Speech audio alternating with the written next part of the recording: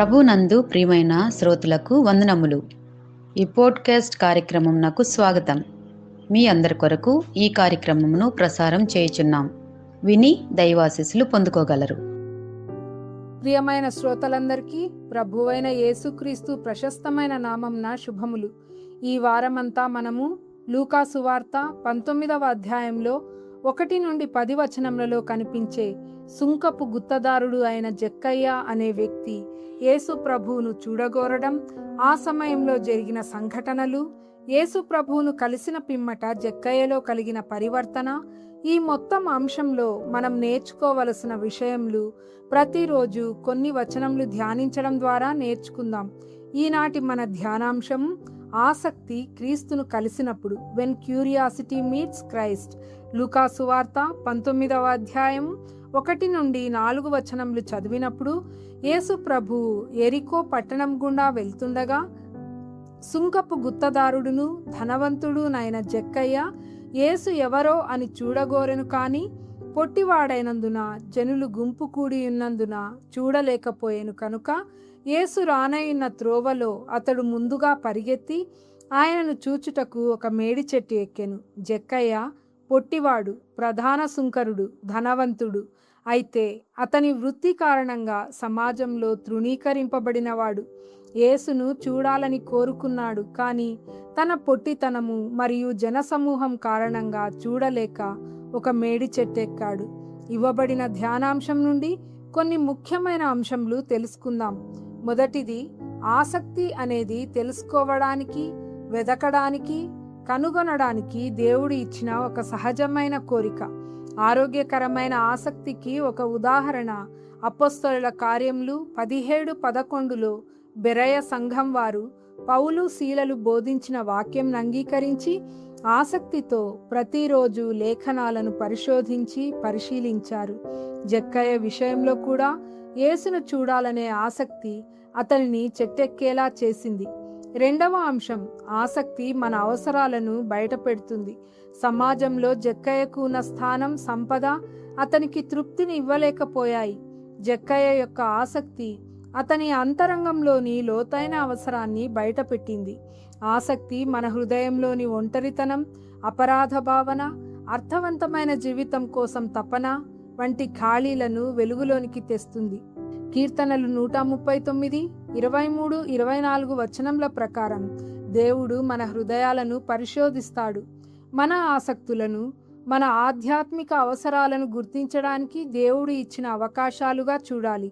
దేవుని సన్నిధిలో మన ఆసక్తులను నిజాయితీగా తెలుపుకుందాం. మూడవ అంశం, ఆసక్తి ఒక సన్నిహిత కలయికకు దారితీస్తుంది.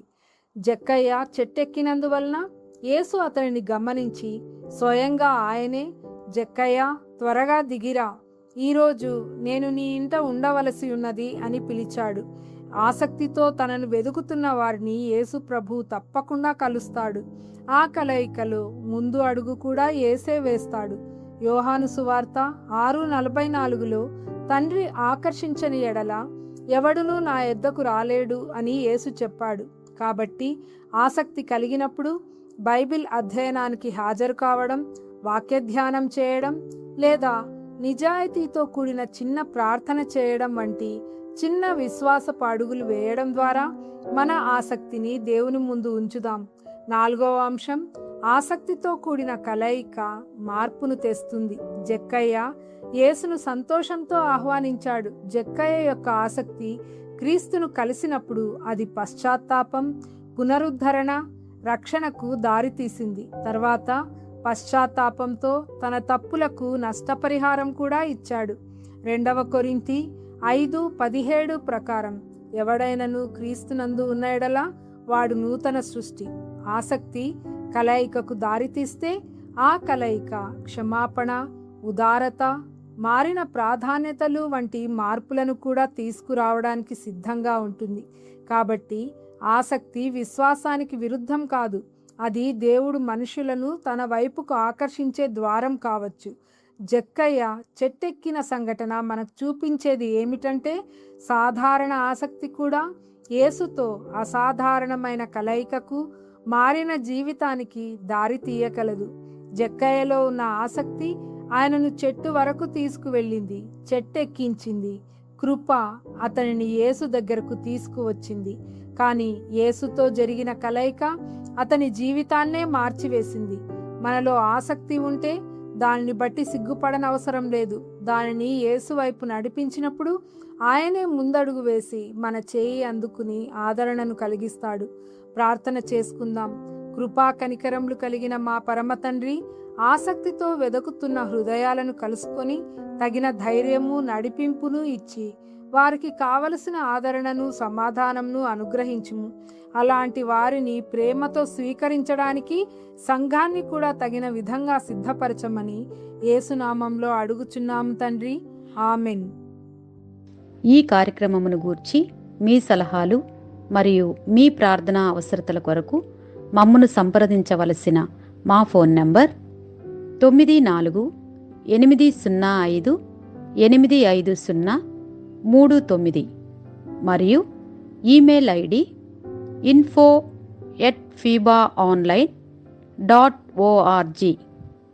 మా ఫోన్ నంబర్ మరొకసారి 9480585039.